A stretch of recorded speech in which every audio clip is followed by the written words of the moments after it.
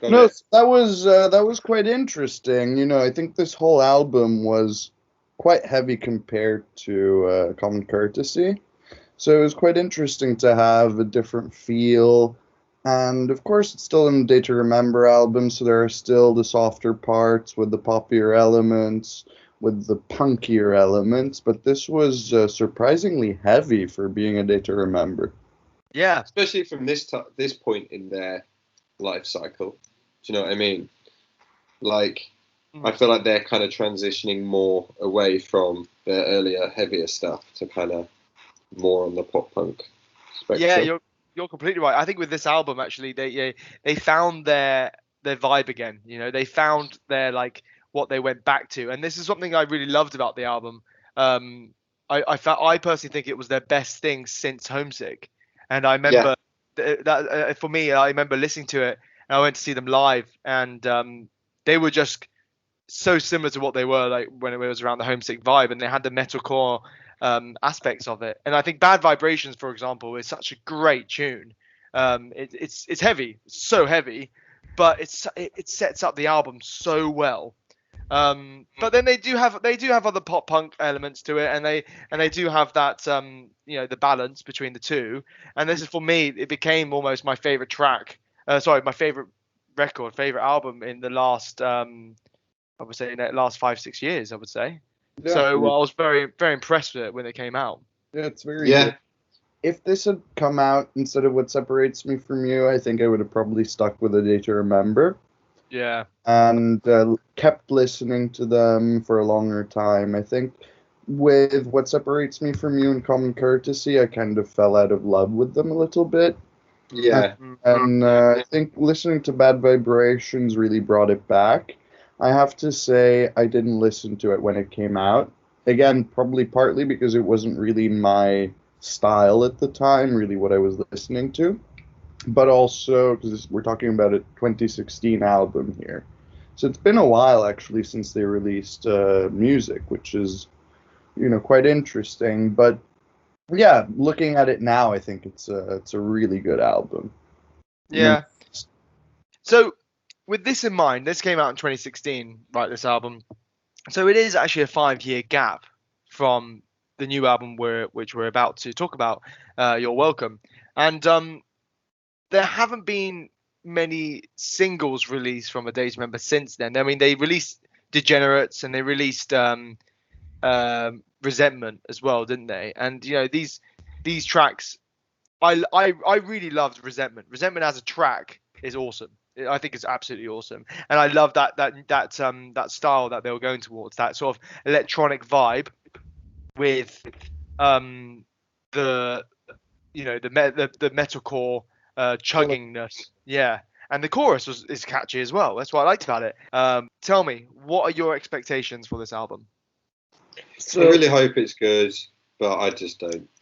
I'm just not sure. It's one of those. It's like, I find bands that I've listened to for a long time, I'm always get more and more disappointed when they release new stuff. It's like, again, I've always been wanting to as an example all the time, but did you hear their last album? It was shocking. And it's just the way it seems to go in it. So yeah, that's my 2 pence. No, I absolutely agree. I think, if you look back to Bad Vibrations, I would have a certain set of expectations. But then the 5-year gap means something, and another thing is also it's Fueled by Ramen album, and they're the same label that has also Panic at the Disco. They have Lights, so they tend to all-time low, so quite poppy. They're trying to go mainstream. So yeah, but I think if you listen to Bad Vibrations and look at their history, I would expect something a bit heavier probably than Common Courtesy, but again, like Mike was saying, with all the electronics elements, and I expect big choruses as well, kind of Brendan Urie like. I think they'll keep their character with pop punk and metalcore blend. That's still going to exist, but I also, I think it's going to be better probably than Common Courtesy. Maybe even What Separates Me From You, because they've had a while. It may not be really A Day to Remember, but I think it will be a relatively good album. Yeah, no, that's fair. Cracking. That's fair. I think I'm hoping A Day to Remember evolve personally, or they carry on going from that Bad Vibration sort of route. I mean, I feel like with Bad Vibrations, they found themselves in a place where they were with Homesick, where they could have carried on going and carried on making something and kind of perfecting their sound with adding new elements in there. I don't know. I mean, personally, I would like for them to evolve or perfect their sound in that sense. If they did evolve, I don't know what route they go down. Because if you think about it like Brim of the Horizon, you think about it like Architects and While She Sleeps, for example, these sort of bands that we were saying who have evolved in that side have added, they've changed their sound. See, The but question I'm is, expecting something a little bit like that Atreyu song, you know? yeah. So like almost like Interesting. half, isn't it? Yeah, you know, something like I said, I mean, I think Fallout Boy and that Atreyu song, Warrior, actually have a lot of similarities. So I think there's a lot of inspiration both from, you know, the new Fallout Boy and the new Panic at the Disco for that Atreyu album song. But, you know, I think that might be something that, you know, percolates also into this album. Yeah. Interesting. Well, About the singles that came out, though. Yeah, well, if you look at the singles that came out, personally, the way I look at the singles that came out, all three of them, you got Mind Reader, Degenerate. Resentment, and Degenerates. The three of them together, they're all so different. They are so different tracks, and I feel like it's a bit like they're trying to find their new sound. And I don't know. I don't know. I'm looking forward to hearing the album and seeing how it goes all the way through.